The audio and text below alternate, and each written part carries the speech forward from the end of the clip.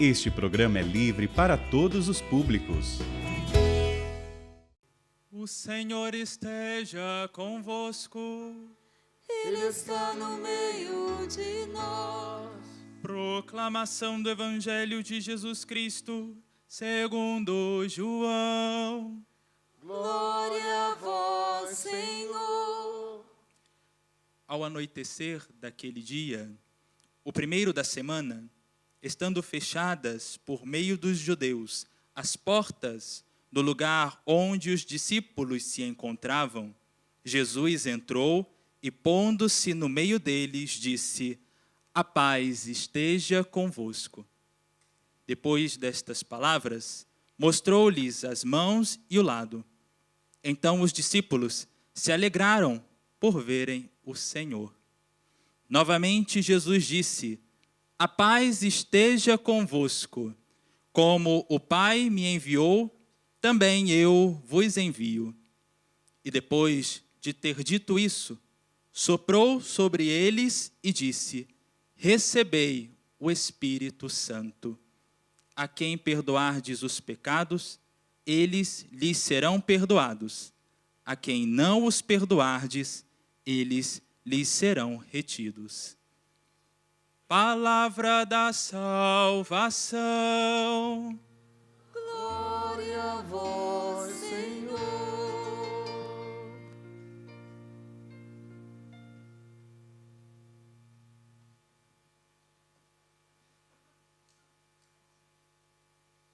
Meus queridos amigos, irmãos no sacerdócio, meu querido Eto, Luzia, Pepe, Gilberto, todos vocês que estão aqui peregrinando. A festa de Pentecostes, ela marca para nós o momento em que a igreja assume a sua responsabilidade no mundo. E qual é a principal responsabilidade da igreja? Dar continuidade à missão de Jesus. Nós somos os continuadores da missão de Jesus. E claro, com papéis e responsabilidades diferentes. A riqueza da igreja já está justamente em nos querer diferentes. Eu sei que a tendência humana é querer uniformizar tudo. Nós temos uma tendência a querer uniformizar. Mas quando a gente uniformiza, a gente retira a riqueza da diversidade. A diversidade é uma riqueza dentro da igreja. Você com o seu jeito único de ser cristão. Eu costumo dizer isso. Eu vou andar por aqui, hein? Que o negócio agora está feio. Inclusive para o meu lado. Não é que eu quero andar, não. É que se eu ficar parado, eu durmo em pé. E vou te ameaçar, que eu já vi que você estava cochilando no ato penitencial. Ameacei. A beleza da continuidade é justamente essa. Você tem um jeito único de revelar Jesus ao mundo. Pepe tem um jeito único de revelar Jesus ao mundo. Nós temos aspectos em comum. Mas na originalidade que Deus colocou em você, Deus terá de ter o seu rosto para que a sua originalidade seja a imagem e semelhança dele. Não é lindo isso, minha gente? Eu tenho muitas formas de conhecer Deus. E se você não me apresentar o Deus que está em você, eu perco a oportunidade de saber como Ele é em você. Hoje, quando o Pepe dizia aquelas palavras lindas, aquela exortação, porque o Pepe é um professor, é naturalmente um professor, nós comentávamos entre nós, nós precisamos ouvir este homem sempre, não foi o que nós falávamos? Porque você tem um jeito único de falar de Jesus, que não é nem parecido com os outros. Padre Léo, que fez aquela indelicadeza de ir embora antes da hora, que o dia que eu encontrar ele, deixa ele. Vou falar muito desaforo para ele. Léo tinha um jeito único de apresentar Jesus para nós. E se nós formos conhecer Brasil afora, se você for escutar os testemunhos, quantas pessoas se converteram ao catolicismo e ao cristianismo de verdade? Já eram até batizados, já tinham sido crismados, mas não tinham vida cristã. Tiveram por causa do ministério do Léo. porque ele tinha um jeito único. E eu, que conheci na intimidade, que convivi com ele, sei exatamente que aquilo que ele era publicamente é o que ele era na nossa particularidade. Léo fazia piada até no velório. Ele arrumava uma graça e dava um jeito de fazer a gente rir. Podia estar passando pelo momento mais difícil da vida, que estava ele lá. Posso contar uma dele? Naquela última pregação dele, que ele estava extremamente debilitado, estávamos todos lá antes de irmos buscar as coisas do alto. Estávamos antes lá nos bastidores, ele lá sentado com a mãe dele, os amigos todos, foi uma trabalheira para levá-lo até a Canção Nova, vocês lembram disso? E antes de ele ir para o palco, eu fui, eu morava em Taubaté, como moro até hoje, fui lá, dei um beijo nele e depois me distanciei um pouquinho, e de repente eu olho para ele estava rindo, olhando para mim e rindo, Eu continuei conversando com quem eu estava conversando, e de repente ele fez assim. Aí eu chego perto dele, ele virou e falou assim: eu nunca vi tanta gente feia num lugar só.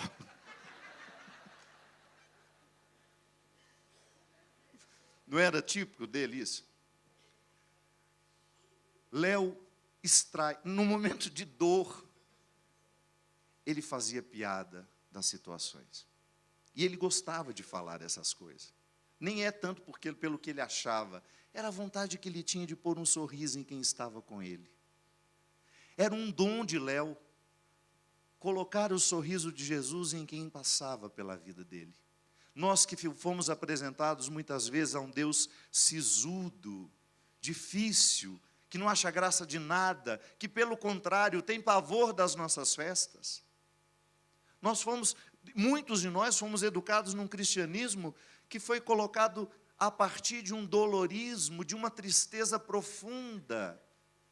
Eu digo isso, né? A dificuldade que a gente tinha de se identificar com os santos. Olha para a cara deles.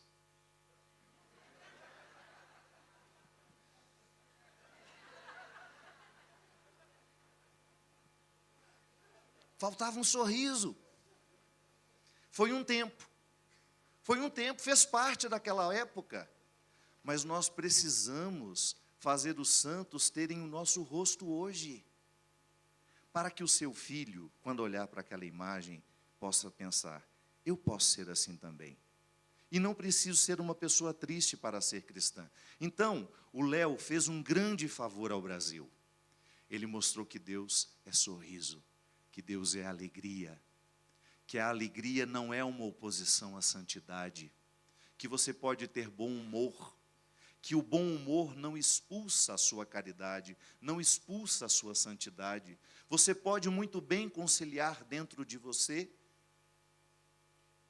as coisas boas da vida, saber viver bem e viver a santidade.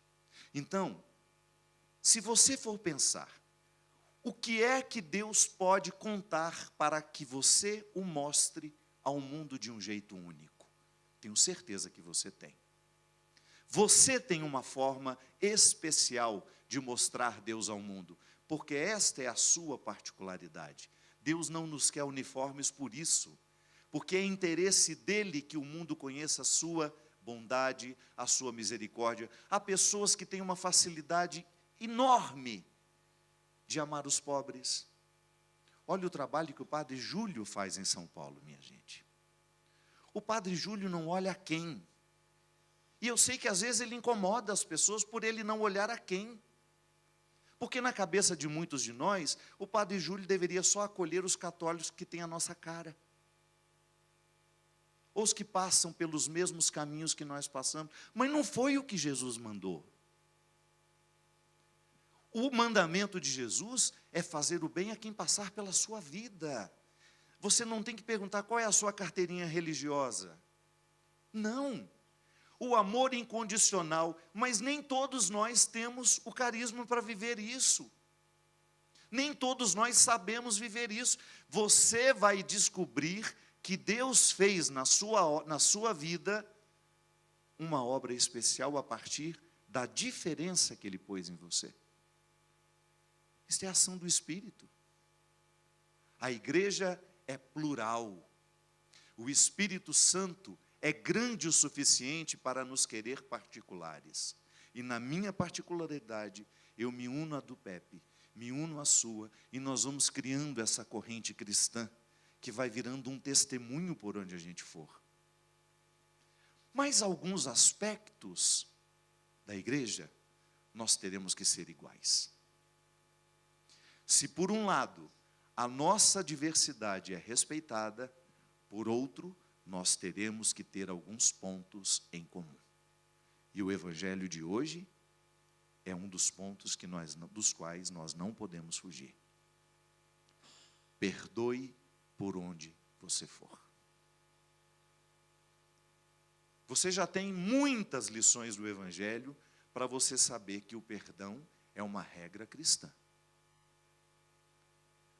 O impasse dos apóstolos com Jesus, perguntando para ele: Senhor, quantas vezes eu devo perdoar? Qual foi a resposta de Jesus? O número 7 a gente sabe que é o infinito. Tem gente que é tão matemático no perdão que põe, então tá bom, deixa eu ver quantas vezes eu posso perdoar o meu esposo. Quanto que dá 70 vezes 7? 490? Ih, você já esgotou, meu amigo. Sua cota já queimou há muito. Onde a senhora estava, meu Deus do céu? Senti sua falta, cochilando ele na frente hoje. Só sentiu frio e foi embora. Foi isso. Foi lá buscar uma blusinha. Mas só voltou do mesmo jeito que foi.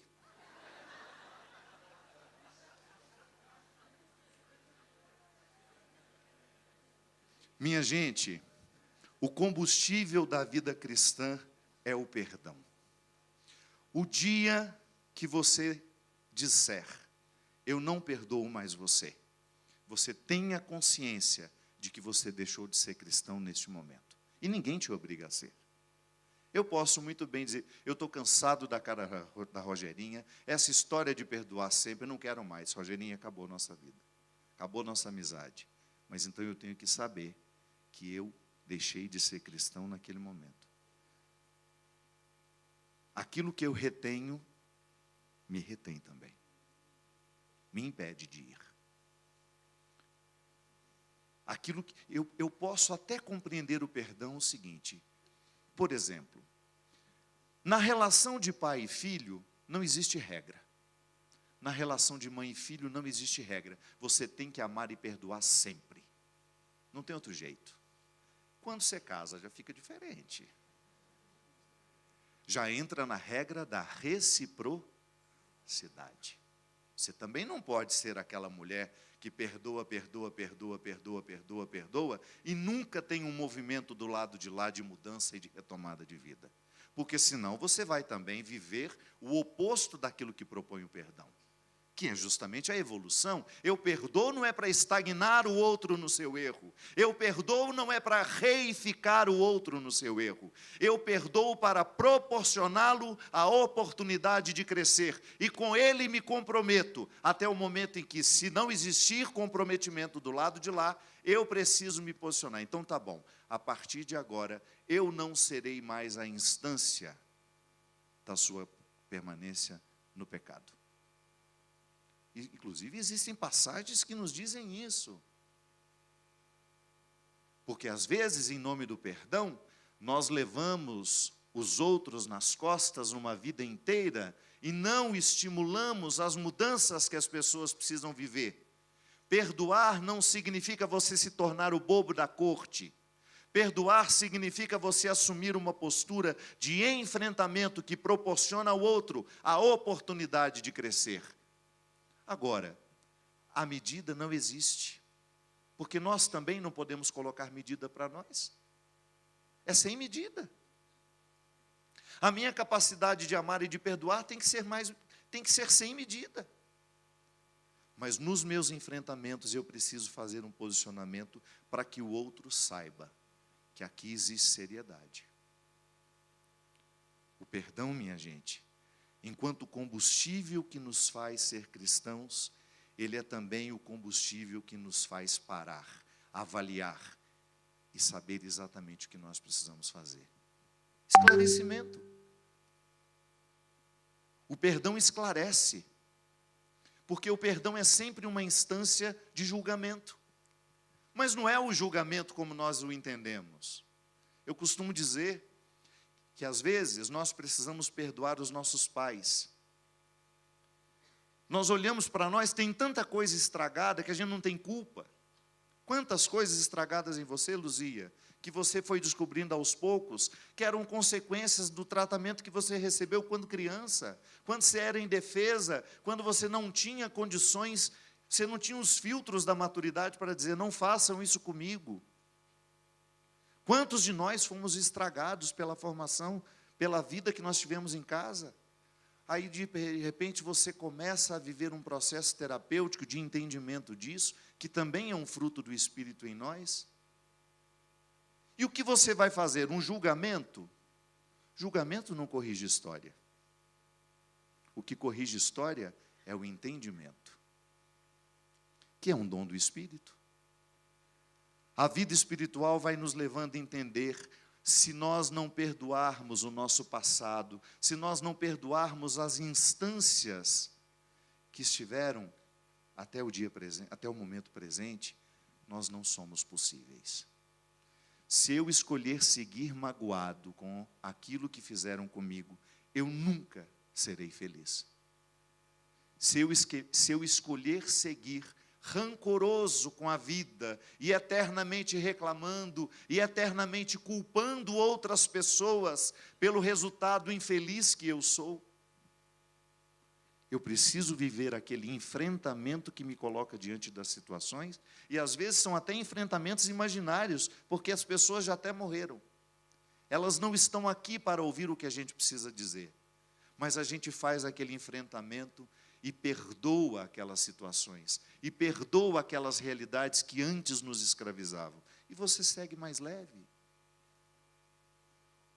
É interessante que também, na passagem, na primeira leitura, o Espírito Santo, ele desperta a língua, põe o povo para falar. E eles se entendiam enquanto eles falavam. E falavam em línguas estranhas.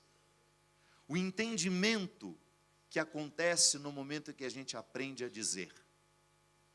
Eu tenho falado muito sobre isso. A palavra nos liberta. A palavra tem o poder de nos libertar. Quando você sente e não sabe dizer o que você sente dói dobrado. Porque o que nós não entendemos tende a nos pesar muito. Quando eu não consigo entender a causa de uma dor emocional, aquela dor vai doer dobrado dentro de mim. Ao passo que quando você vive aquele processo terapêutico, de você ir trazendo à tona, de vivendo os perdões necessários. Você sabe o que eu voltei a pregar? Uma coisa que era do início da renovação carismática? A oração de amorização do Padre Alírio Pedrini. Vocês lembram disso? Quem aqui é da renovação carismática há mais tempo? Vocês se lembram deste livrinho? Um livreto fininho. Se você nunca leu, leia. Chama-se Oração de Amorização. O que o Padre Alírio Pedrini propunha naquele livro? Propõe, né? Porque ele não morreu. E ainda que ele já tivesse morrido, o livro continuaria vivo entre nós. Ele vai pedir que você faça, em estado de oração, uma revisão da sua vida. E em estado de oração, você se posiciona diante das pessoas que te machucaram, diante das pessoas que fizeram você sofrer, e você vive uma oração, você vai fazendo uma oração de amorização. Então, ele nos diz que tudo o que você sofreu precisa ser amorizado, que não é outra coisa senão perdoado. Quando eu perdoo, eu me reconcilio com o passado. Eu me reconcilio com meu pai que não soube ser meu pai. Eu me reconcilio com minha mãe que não soube ser minha mãe. Eu me reconcilio com os professores que não soubem ser meus professores. Com as pessoas que magoaram sem saber que estavam magoando. O perdão, minha gente, ele é terapêutico, porque ele nos ensina a dizer. Quando você aprende a dizer, o motivo daquela dor que estava tão enraizada no passado, é como se um rio de água viva jorrasse sobre você e você fosse capaz de se libertar de tudo aquilo. Às vezes nós falamos tanto de vida no Espírito. A vida no Espírito é o exercício diário do perdão. Se você não perdoar, seu casamento acaba. Se você não perdoar, suas amizades vão acabar. Se você não perdoar, você vai ser só parente dos seus parentes. Dependendo do caso, é o pior defeito que a gente tem na vida, é parente. Não é? Você vê pela alegria do camarada. Estou recebendo uns parentes esses dias em casa. É. Quando a gente se torna só parente um do outro, quando não tem perdão, a gente deixa de ter vínculo e se limita a ser parente. É um perigo você virar parente do seu filho. Quando a gente perde a identificação, quando a gente não é lavado nas águas do perdão, a gente só tem o mesmo sangue, mas a gente não mora um no coração do outro.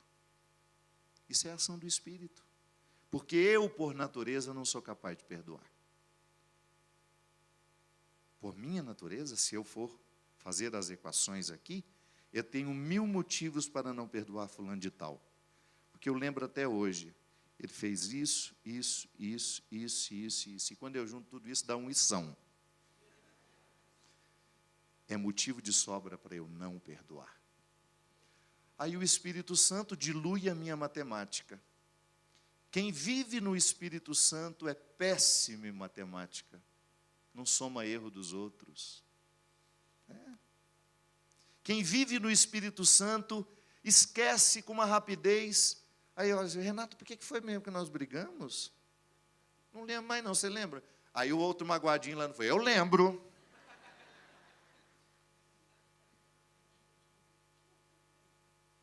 No Espírito Santo a gente perde a capacidade de contar os defeitos dos outros. A gente presta mais atenção nas virtudes, nas qualidades.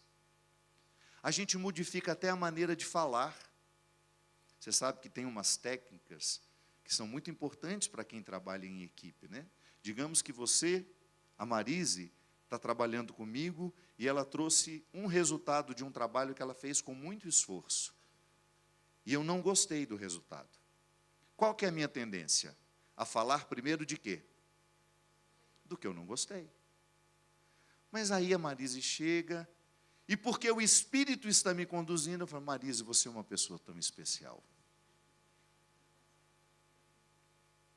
Marise, você é tão capacitada.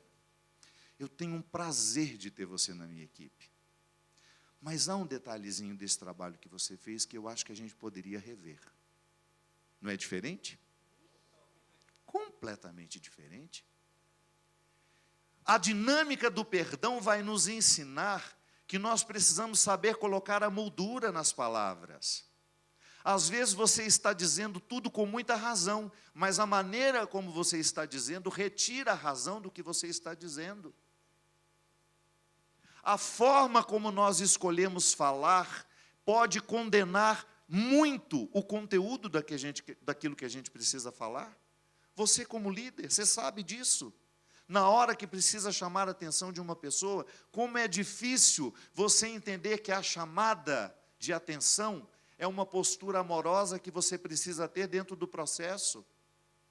Isso é vida no Espírito, minha gente. É o Espírito que vai nos educando para a gente saber falar o que precisa ser falado, para a gente poder entender com o outro o que precisa ser entendido. Não é só... É engraçado que às vezes a gente tem as expressões muito prontas dentro de nós, sobretudo nós que somos filhos da renovação carismática. A gente fala o tempo todo, eu quero ter uma vida no Espírito, mas o que significa isso? Primeiro, perdoar e perdoar em qualquer situação. Nós não temos opção. Se nós não formos filhos da misericórdia, nós não seremos testemunhos da ação do Espírito Santo no mundo. Eu, como padre, que responsabilidade, meu Deus do céu. Que responsabilidade reter ou libertar alguém de seus pecados. Mas eu nunca compreendi a oportunidade de reter como algo que fosse uma condenação eterna. Não. Ali é um ponto para a reflexão com o outro. Minha filha, este pecado pode ser que ele esteja recorrente na sua vida e você tenha que se libertar disso. Então não adianta eu aqui, ministerialmente fizer uma absolvição em você, se você não vive o processo para se libertar disso. O pecado não, a absolvição do pecado não é uma mágica. Tem dever de casa depois. Aliás, eu nunca entendi muito bem também não, na tradição cristã, quando a gente vai, se confessa, conta coisas horrorosas, o padre manda a gente rezar um Pai Nosso, uma Ave Maria, e está tudo certo. Não. A penitência, ela tem que estar de acordo com o pecado que a gente cometeu. Roubei, restitua. Falei mal, corrija. Humilhei, vá pedir perdão. Porque senão fica fácil. Fica fácil. Um dever de casa, depois, sempre que o perdão é estabelecido, precisa ter, sabe por quê? É a continuidade do perdão. É assim que ele vai se avolumando e o Espírito vai tendo a oportunidade de trabalhar em nós e por meio de nós. É assim que ele vai transformando a nossa mente, o nosso coração, e a gente vai tendo um entendimento mais maduro do cristianismo. A absolvição de pecados não é mágica, é um envio. O mesmo envio que Jesus faz hoje, quando ele sopra o Espírito sobre os seus discípulos.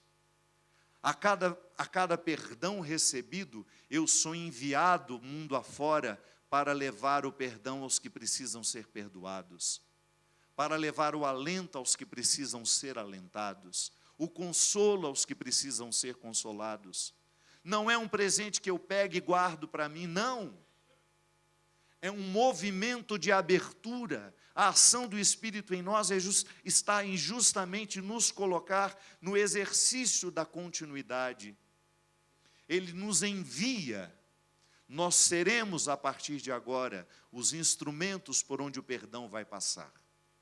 Porque a incorporação da Eucaristia, o que nós vamos viver daqui a pouco, é uma incorporação. Eu incorporo a vida de Cristo da mesma forma como Cristo me incorpora. Toda vez que eu digo, tomai e comei, isto é o meu corpo, é Jesus dizendo para mim. Mas eu também estou dizendo para ele, Cristo, este é o teu corpo. É aqui. A partir do momento que eu estabeleço com Jesus o compromisso eucarístico, eu levo por onde for. Ele terá a oportunidade de ser em mim e através de mim. Senão eu sou um papa-hóstias, minha gente. Eu vou me limitar a fazer um gesto sem nenhum comprometimento com a vida. Comungo e saio exatamente como cheguei. Não. Eu tenho que estar aqui comprometido com a liturgia de hoje. Cada dia a liturgia tem um compromisso. Por isso que eu não vou à missa todo dia. Poderia falar o outro. Deus me livre um compromisso todo dia. Eu não quero ir à missa todo dia por isso. Pois é. Se você é de missa diária e não sai de lá com um compromisso diário daquele dia, alguma coisa está errada. E o de hoje, quando Jesus sopra o Espírito sobre nós, é este: perdoe, porque se você não perdoar, você não será cristão. Fora do perdão não há cristianismo. Fora do fora do perdão, a igreja morre. O combustível da vida cristã é a nossa capacidade de perdoar. E isso a gente vai adquirindo com o tempo. A gente vai adquirindo com o tempo. Quanto mais você mergulha na misericórdia de Deus, quanto mais você entende o significado de ser perdoado, mais prazer e satisfação você tem de oferecer perdão ao outro. Minha gente, quantas vezes nós seguramos o sorriso do outro porque a gente não perdoou? Quantas vezes nós o amarramos numa tristeza infinita porque a gente não perdoou? porque o nosso perdão era importante para ele. E a gente não considerava isso. A gente queria fazer ele sofrer. Eu quero que ele sofra para ele saber o que ele fez. Deus não faz isso comigo. Se eu fizer o pior pecado do mundo agora, pedir perdão e restituir aquilo que fez parte do meu erro, o meu perdão é natural. Por que nós colecionamos rancores e mágoas? Por que nós temos este hábito terrível de transformar o nosso coração num poço de ódio, de ressentimento? Fora do perdão não há cristianismo. E se você quiser que a sua vida espiritual floresça, perdoe. Perdoe a si mesmo na primeira instância, como nós dizíamos na primeira parte da missa. Se eu não vivo o auto-perdão, eu não serei capaz de perdoar os outros. Às vezes eu sou muito pesado para o outro, é porque eu estou sendo pesado para mim. Às vezes eu não tenho misericórdia com o outro, é porque eu não tenho nenhuma misericórdia comigo. Então a primeira instância a ser perdoada sou eu. Eu preciso me reconciliar com os meus erros. Eu preciso olhar no espelho e dizer, rapaz, vamos lá, a vida não acabou. E depois a gente vai oferecendo isso a quem passa pela nossa vida.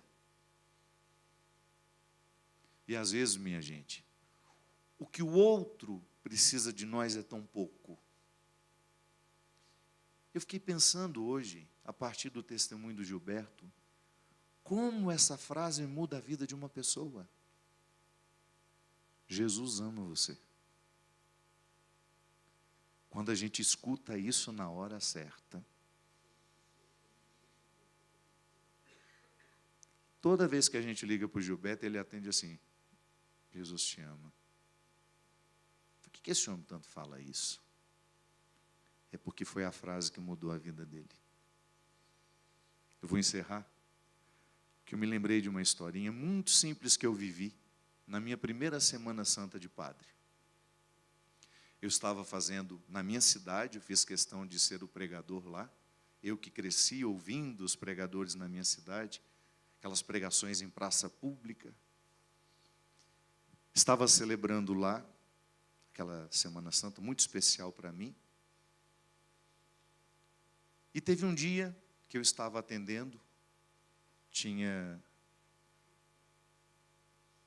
a gente começava o atendimento às vezes 8 da manhã e até às 6, 7 da tarde, da noite, início da noite. E aí, eu saí não era confessionário, era atendimento mesmo. Quando eu saí para ir embora, ainda tinha uma filazinha de pessoas que eu não tinha conseguido atender. Aí eu pedi desculpas e disse assim, podem voltar amanhã? Porque não tinha como, eu já tinha imediatamente a celebração da quinta-feira, lava-peça. Aí todo mundo, não tem problema, padre, amanhã a gente volta. Aí na hora que eu fui passando assim, no finalzinho da fila, tinha uma menina com filha, com uma criança no colo, que ficou me olhando.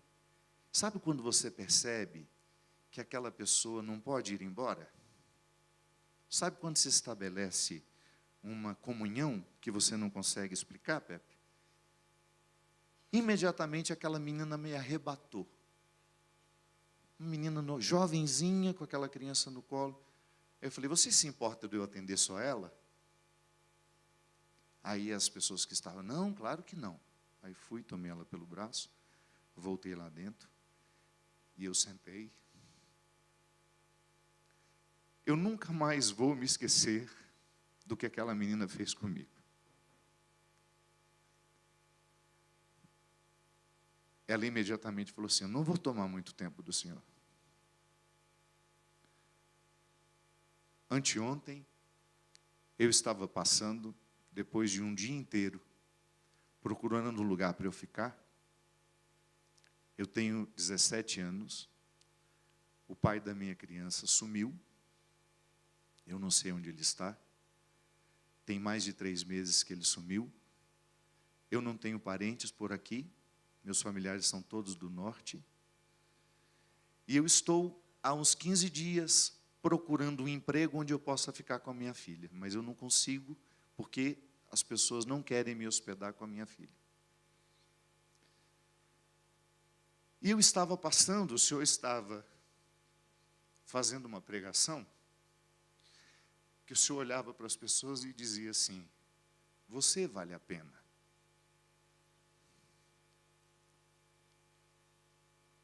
Parava, olhava para outra e falava: você vale a pena.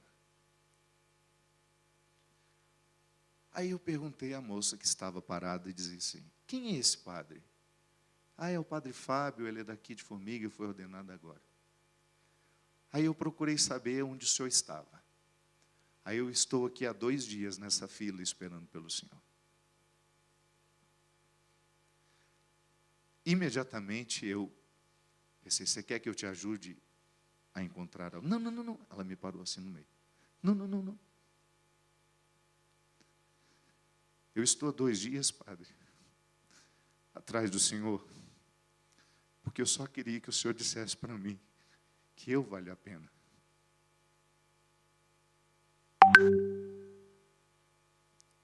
Só isso que eu queria do senhor. Sabe quando você se sente um mendigo? Alguém que não sabe o que pode fazer naquela hora? A minha pobreza era tanta.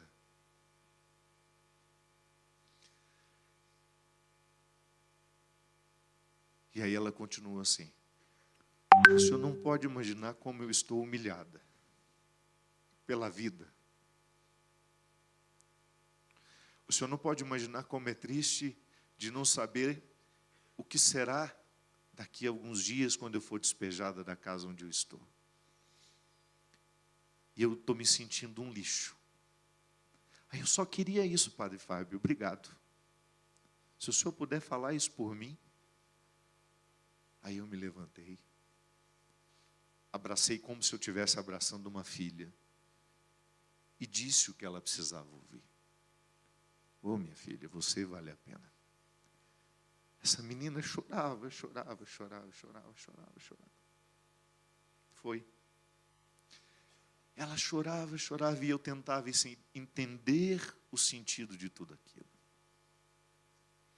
É claro, minha gente, que depois, ali, eu tentei fazer tudo o que foi possível por ela. Arrumar um lugar, mas naquele momento, ela não queria nada disso. Ela só queria se sentir preciosa. Ela estava esquecida do valor que tinha. Ela estava sem nada, nenhuma corda para se segurar. Ali eu entendi que ser padre é isso. Eu entendi o significado do meu ministério e aquela menina nunca mais saiu do meu coração e da minha cabeça. Porque na maioria das vezes, vocês não estão esperando de mim um discurso sofisticado, teologicamente muito bem elaborado. Não. Vocês querem de mim é a frase que um dia também me salvou. Porque eu acho que, sem medo de errar, todos nós aqui um dia na vida também nos sentimos miseráveis. Todos nós aqui temos uma história para contar de um dia em que a gente foi flagrado na nossa miséria e alguém nos ajudou. Eu fui salvo pelo Padre Léo. O meu cristianismo começou com ele. E eu já era seminarista de votos feitos. Eu entendi o significado do Evangelho e fui convivendo com o Léo. Que até então era tudo muito teórico para mim. O Léo amava as pessoas que eu não queria ter por perto. A primeira pessoa da comunidade Betânia se chamava Madalena. Não tinha um dente na boca. Primeira coisa que Léo mandou fazer: arrume os dentes dela. Não põe dentadura, não. Implanta. Alguém imediatamente, muito prático, falou assim: Léo, está louco, você nem sabe se ela vai ficar. Pelo menos se ela for embora, ela vai mais bonita.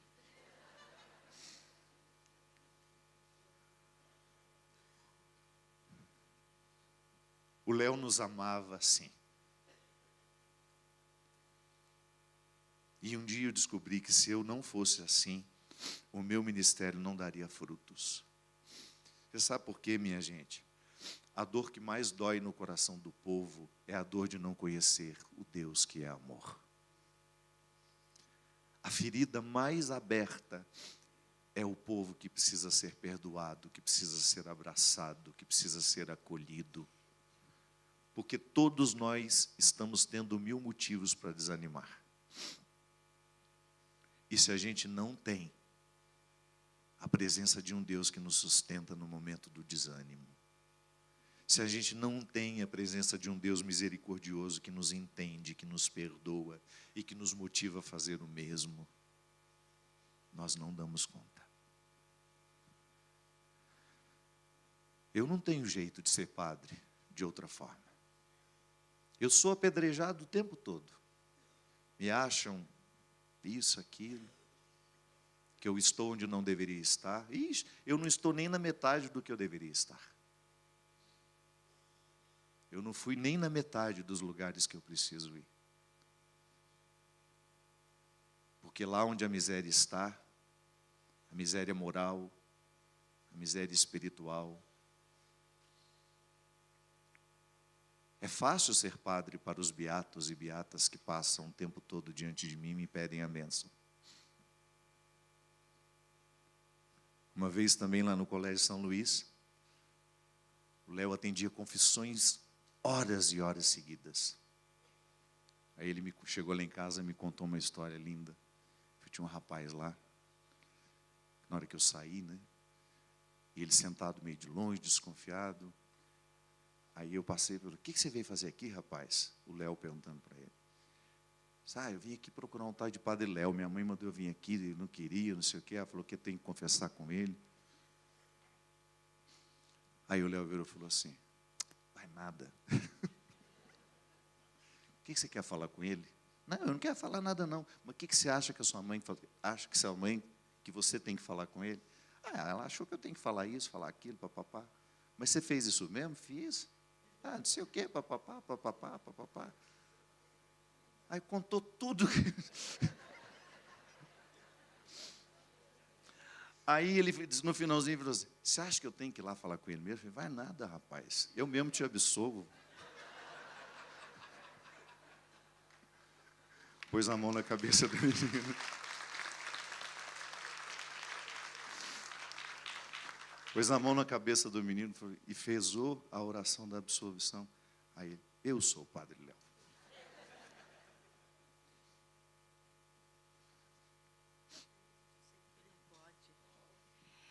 Eu quero testemunhar aqui, diante de tudo que você está falando do Padre Léo, eu quero testemunhar publicamente. O Eto está aqui e nós dois vivemos isso. O Padre Léo, você como seminarista e padre já novo, ele ficava na nossa casa, né? Tinha um quarto lá, tem o quarto do Padre Léo lá. E ele disse assim para nós: olha, eu cuido do Fábio, mas eu sozinho, eu não sei, eu preciso contar com o senhor, Padre Jonas. Cuidem do Fábio para mim. Assumam o Fábio. E foi aí que nós começamos a chamar, né, já tínhamos amizade, mas mais frequente, o Fábio, para segurar o Fábio conosco. Porque, não tanto porque, por isso, como o Fábio disse, mas porque nós assumimos a responsabilidade de você, de assumirmos a responsabilidade de ter você próximo a nós, de segurar você, de estar ao seu lado, aconteça o que acontecer. Por quê? Porque o Padre Léo nos passou essa paternidade. Ele tinha muita responsabilidade com você. Ele tinha um zelo por você e ele dizia: eu não posso, eu tenho que ter mais gente comigo. Vamos cuidar do Fábio. Vocês prometem que vão cuidar do Fábio? E nós aqui todos estamos cuidando do Fábio. Amém. E o Padre Jonas está assistindo, ele está dizendo: é isso mesmo, tenho certeza. Virou uma pregação comunitária. Sabe por quê, Padre? Pentecostes é uma oportunidade de a gente ser melhor. E a minha liberdade que eu tenho com os dois, que eu tenho com a Canção Nova, que eu tenho com o Padre Jonas, também eu tenho com o senhor. Eu gostei demais quando o senhor disse para o Eto que a sua agenda estava nas mãos dele. Me fez um bem enorme isso, porque as pessoas estão com saudade de ver o senhor na Canção Nova. É isso mesmo ou não? Dessas missas, dessas pregações, desses eventos. Ele sabe, eu tenho uma amiga minha que tem 97 anos, 97 anos, Marieta, ela foi aquela sociedade do Rio todo, elas criaram mais de 400 ambulatórios para cuidar da lepra, ancianismo no Brasil todo. Getúlio Vargas fez esse grande trabalho com a senhora do Rio, e ela herdou isto. E ela é de carteirinha dele. Quando está comendo, ninguém dê telefone a ele de maneira nenhuma. E ela fazia aniversário. Eu disse: por favor, aqui é 96 anos hoje, dá os parabéns para ela. E ela disse: olha, está aparecendo ele na Canção Nova, mas a impressão que eu tenho está repetindo os programas. Eu disse: eu estou achando que está repetindo os programas. Estava repetindo os programas. E eu também tenho uma cena dessa. Eu tenho uma cena dessa também. Inclusive a Luzia perguntando ao Padre Léo: Padre Fábio, como é que vai ser? E isso. E o Padre Léo falando, explicando, o Eto ouvindo. Não foi nem na cozinha, foi naquela sala do lado. Eu vi o Padre Léo fazendo também esse pedido. Estava eu, você, o Eto, o Padre Jonas e o Padre Léo. E é muito interessante que Aristóteles nos ensinou que o discípulo supera o mestre. O Padre Léo faz muita falta, mas o senhor é muito bom pregando, Padre. O senhor não pode parar de evangelizar, o senhor não pode parar de ser o que o senhor é. O senhor é um instrumento de Deus demais para as pessoas. E o Eto com o Padre Léo, o Eto chora, o Eto sorri. A gente está numa viagem, ele está rindo o tempo todo, e dá aquela gargalhada. Eu disse: Luzia, eu já sei quem está aí, é Padre Léo. O morto está vivo, o morto está falando agora com ele. E eu estou feliz, porque eu acho que isso é um Pentecoste para a gente, porque eu digo isso sem medo. Ele é muito criticado, ele apanha demais. Mas o que é bom é que vocês seguram eles com as orações, as pessoas que amam. E é bom quem segue ele sabe o que ele pensa. Sabe o que está na cabeça dele, o que ele pensa. E o evangelho que ele pregou hoje é o evangelho que eu acredito e que eu quero seguir. E obrigado, viu, Eto? Obrigado por vocês terem vindo. Eu acho que foi muito bom.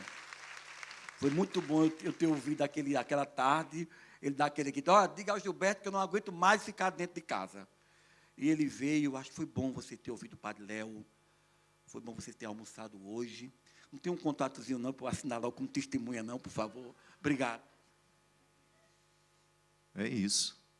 Eu me sinto muito honrado de poder dizer que a minha conversão passou pela vida do Padre Léo. Eu tenho a honra de poder dizer que convivi muito com ele e aprendi muito.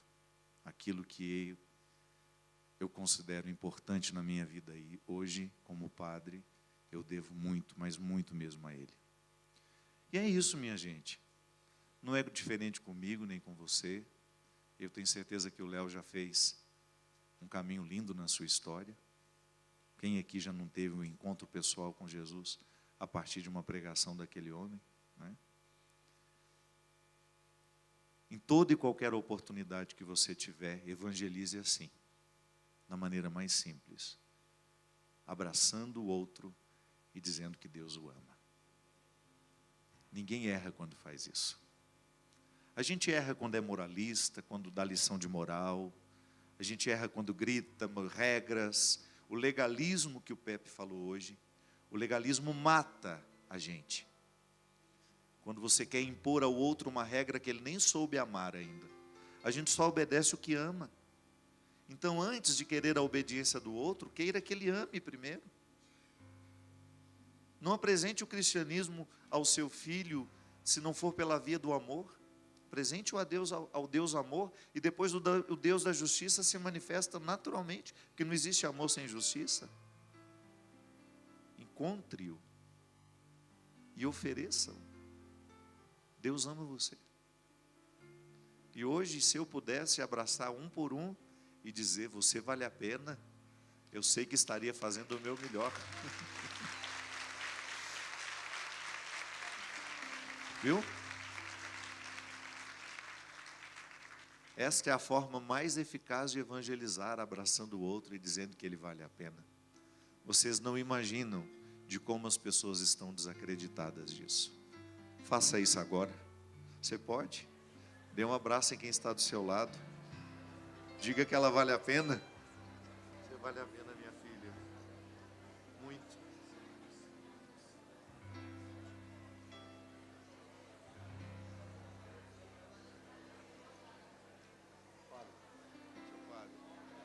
Quero que valorize o que você tem. Você é um ser, você é alguém tão importante para Deus.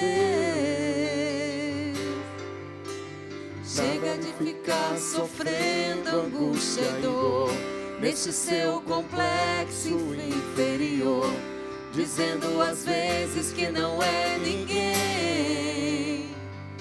Eu venho falar do valor que você tem. Eu venho falar do valor que você tem. Ele está em você, o Espírito Santo se move em você, até com gemidos inexprimíveis, inexprimíveis. Aí você pode então perceber que pra Ele há algo importante em você. Por isso levante, cante e exalte ao Senhor. Bem forte. Você tem valor, o Espírito Santo se move em você. Você tem valor, o Espírito Santo se move em você. Você tem valor, o Espírito Santo se move em você. Você tem valor, o Espírito Santo se move em você.